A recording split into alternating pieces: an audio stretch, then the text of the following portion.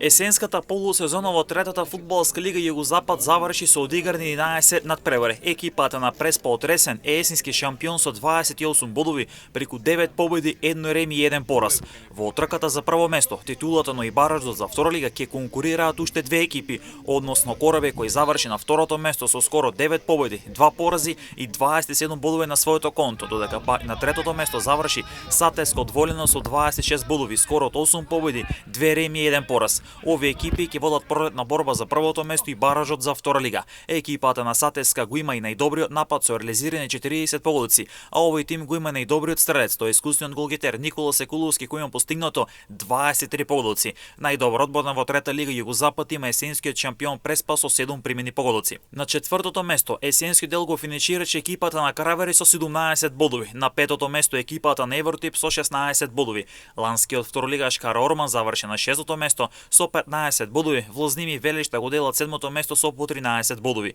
Новиот третолигаш Света Тројица Охрид заврши на деветото место со 11 бодови, а толку има и Славиот Мешешто, дека пак Демир Хисар е предпоследен со 10 бодови.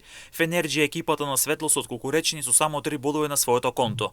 Пролетната полусезона во третата македонска фудбалска лига Југозапад ќе стартува со надпреварите од 12-тото коло.